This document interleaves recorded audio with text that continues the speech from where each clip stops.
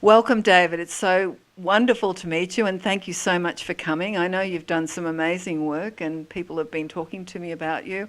I was wondering if you could talk a little bit about your contribution to the crypto security. Well, thanks for having me. It's nice to meet you as well. My name's Dave Huseby. I'm the security maven at the Hyperledger, and it's part of the Linux Foundation. My job, to sum it up in just a sentence or two, is to make good on the promise of open source software being more secure and reliable because it is open, and that a lot of developers and users can look at it and improve it. I'm in charge of doing all the things like coaching our software teams on best practices around software development, security-related software development, and continuous integration and things like that.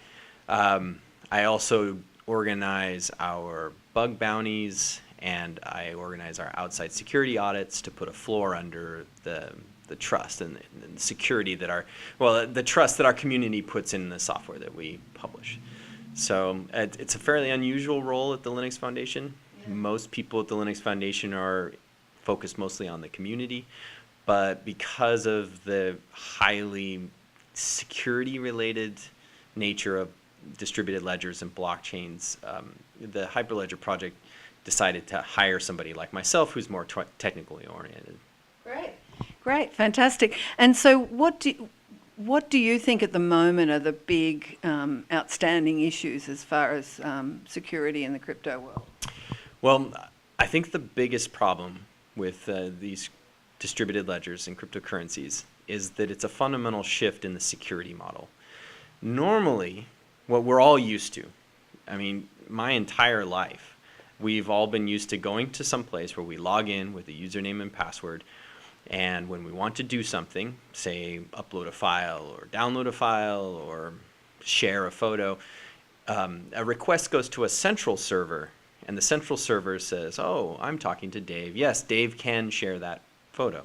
Yeah. So this is a centralized system. It's called an access control list. That's the okay. Nerd speak for it. But yeah. It's a centralized system. And those are easy to manage in a corporate environment because you have somebody in charge of it, or a team of people in charge of it, and they manage who can do what in the system. What's radically different about cryptocurrencies is we're shifting to what's called a capabilities security model, okay. where the security is actually pushed all the way out to the edges. There is no central control. So take Bitcoin, for instance. We all know, well, hopefully, if you're into Bitcoin, you know that your Bitcoin address is just a hash of the public key of a key pair. Yeah. And your possession of the private key in that key pair grants you the ability to transfer the Bitcoins. So the security is solely my responsibility. Nobody else manages those keys. Nobody else grants me the ability to spend those Bitcoins.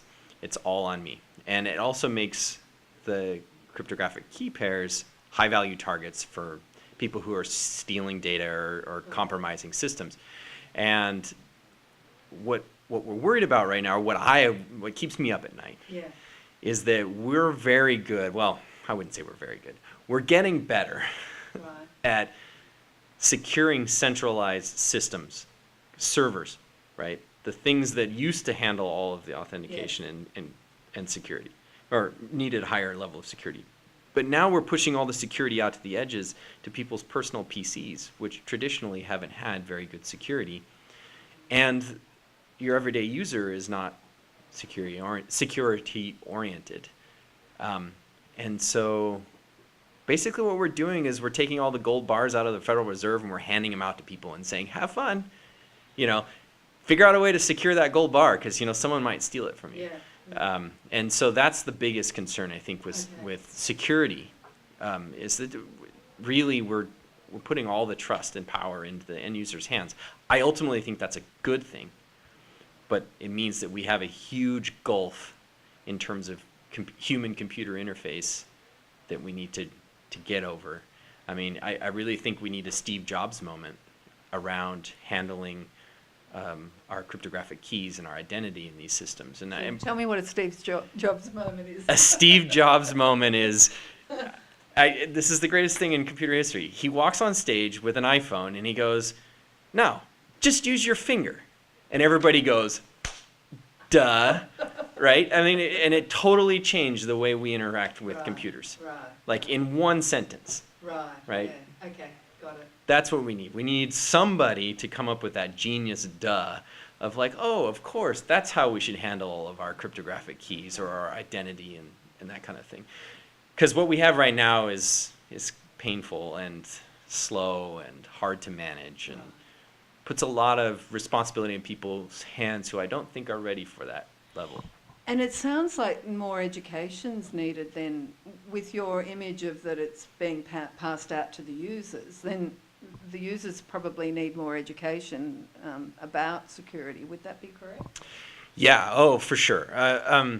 It's funny, we've been saying it as security professionals, we've been saying this for 2 decades, but, Right. you know, come up with better passwords. And then we started making up these rules so that when you signed up, you had to come up with these crazy passwords, and Yeah. then people started writing them down. I mean, there are some human frailties that we have to deal with. And I would argue that going away from usernames and passwords to cryptographic keys is not necessarily making it easier. Okay. I mean, sure, there's nothing you write down because they're huge, right? They're long strings of text. Yeah.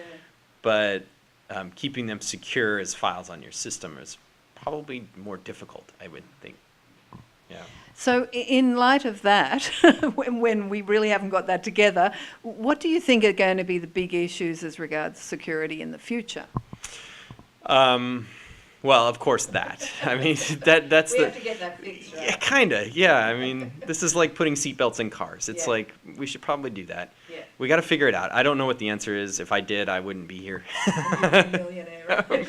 I don't know that. I don't know that that's true, but it certainly would be... Everyone would want you. It'd certainly be more popular than I am, I think. Yeah, really.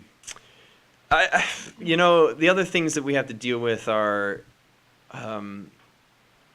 being smarter about the effects on our daily lives, I think. You know, cryptocurrencies are going to change the way we all think about money, I think, Yes. in the long run. And I think it'll have an impact on all of us where we'll be more savings-minded, I think.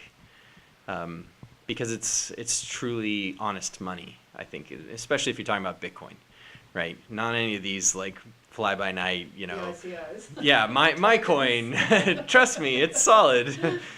But the bigger, like basically Bitcoin, really, is the one that I think would change people's perceptions about money and about how we deal with our income and our debts and things like that. So, I know it's the only one that I save. wow.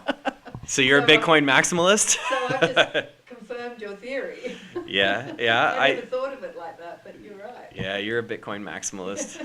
I just don't touch it. That's actually a good. So you're in the HODL gang, huh? I don't know. I'm a little bit naive about it all, but it's interesting that's my response to it. Well, you'll be laughing when you buy an island in the Caribbean on Yeah, your really. 10 Bitcoins. I'll ask you over for a party. Hey. Yeah. Yeah. Other than that, it's security-wise. I mean, we're democratizing it, right? We're pushing it to the edges, and there's a power law in terms of sophistication and knowledge of any population, and specifically about like understanding security, Yes. right? There's a few people that know everything, and then there's most people who know next to nothing. Right. And our biggest challenge as security professionals is to push that long tail out farther, so that more of us are aware of how to manage this. And it's kind of interesting. It's almost like we should maybe start talking to kids about this. Yeah, really. No, I mean, that's how you change the world, right? You just start talking to kids and say, hey, these are a thing, you know, make it part of the math class. Yeah. Learn how Bitcoins work. And, you know, instead of tracking stocks, I remember when I was in middle school, we had to track stocks up and down, right? Instead of doing that, maybe they track Bitcoins and they all get a little Bitcoin wallet and, you know, they learn how to do that. And out of mouths of babes. Exactly. Well, and then when they grow up, they'll teach their kids, and it'll shift our, like, because right now everybody who uses computers are used to logging in with usernames and passwords, Yeah. and you know, we can educate people, but you can only move that so far. Yeah. But if you make it a ubiquitous thing at, say, the middle school level, or maybe even a little younger, you're now creating an entire generation that just goes, yeah, Organic then. yeah, and they don't think twice about it. Like, of course I'm going to use a hardware wallet for my keys. Don't you know how to use one, Dad? Like. That sounds like a great future, actually, and obviously the future is in the hands of our children, so there you go. For sure. Yeah, always looking forward. Thank you so much for coming. I think this panel will be so interesting, and I really appreciate it. Oh, thank you for having me. Yes, I'm looking forward to it.